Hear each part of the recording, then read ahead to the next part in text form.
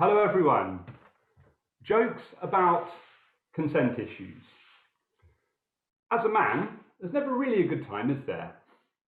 And I'm not just saying that. I actually read that on my Twitter replies. But don't worry, I'm not a predator. I'm not a threat. On the other hand, unlike Noel Clarke, I've never actually won a BAFTA either. So I don't know, maybe I'm not trying hard enough. I saw the allegations about Noel Clarke and how he was supposed to have harassed dozens of women, and BAFTA knew about it, and they still gave him an award. And it made me so angry. You know, we have had 100,000 years of patriarchy, and I'm 43 years old, and I feel like I've barely had a chance to harass anyone yet. And now they've gone and spoiled it. Thanks a lot. And some of you might be thinking, well, you know, who the hell are you to be talking about these kinds of issues? What, you're telling me you've never been sexually inappropriate? There was this one time, and I'm not proud of myself, to be honest. I was having sex, and I was approaching the point of no return, and I said, "What do you think about turquoise for the bathroom?" Apparently, that's not appropriate. You live and learn. Anyway, men have always abused their power. That's my point. Men have always abused their power. And if you lionize them and you put them on a pedestal, you make the problem 10 times worse. I see, for example, you know, they're building this statue of Captain Tom Moore, the World War II veteran who's raised millions of pounds for charity. Yeah, all I'm saying is, I hope that they've kept the receipt. Because, and I have to be really clear here, I'm not saying this will definitely happen, but how do we know that, you know, a few years from now, it's not all going to suddenly come out that back in 1940, Captain Tom Moore was caught hanging out the back of a 15-year-old Vera Lynn. See? This is the problem. Statues are dangerous, yeah? You know, it's not like it's not like they're building a statue of Harold Shipman just because he used to be an excellent GP. You know, the Captain Tom Moore thing, you know, I mean, it would be incredible because could you imagine the faces of 10,000 Daily Mail readers, the fury, the wrath and confusion on their faces as they try to rip down a statue of Captain Tom Moore while simultaneously trying to defend a statue of Captain Tom Moore. Insane. Plus, it's not like his achievements are all that. So he walked around a garden. Big deal. I mean, I could have done that. Oh, but it's inspiring. He's 99 years old. Yeah, exactly. He's retired. I'm 43. I've got 3 kids and a mortgage. I've got stuff to do.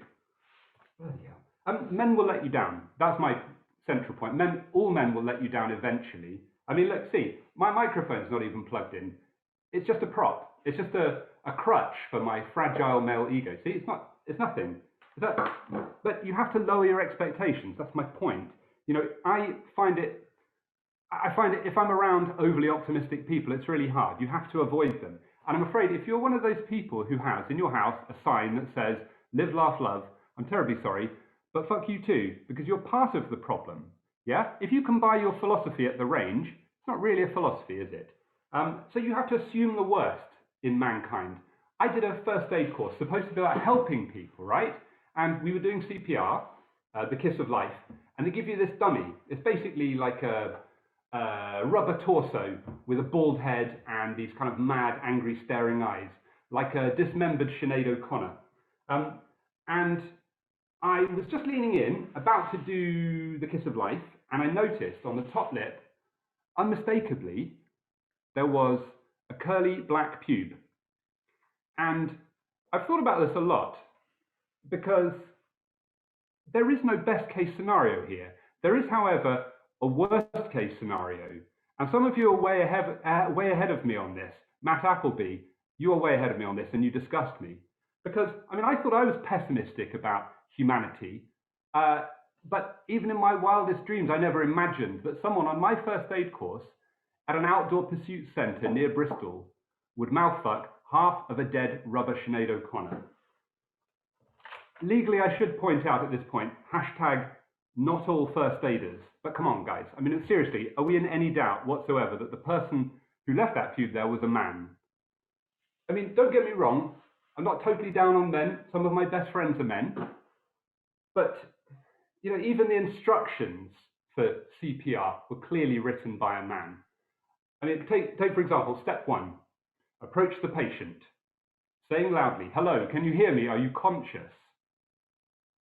I mean, as chat-up lines go, I've heard worse, but you get the picture. Step 2, firmly clench the skull and lower jaw, wrench open the mouth and check for blockages. No blockages yet, but the night is yet young. Step 3, rhythmically pump the chest with significant force to compress the sternum and rib cage. Now we get to the foreplay. I mean, men have achieved some incredible things. Men have pushed the boundaries of science and art and culture. Physicists have discovered that the universe is curved, time and space is shaped like a ring donut, and it's incredible. But at the same time, you just know that somewhere in NASA right now, there is a guy trying to figure out how to poke his dick into the universe. And with all the violence and inequality and abuse that men have perpetrated, as a man, how can I not feel pessimistic about mankind? But then on the other hand, no man has ever bought a sign that says, "Live, laugh, love." So I guess we'll call it quits. Thank you very much.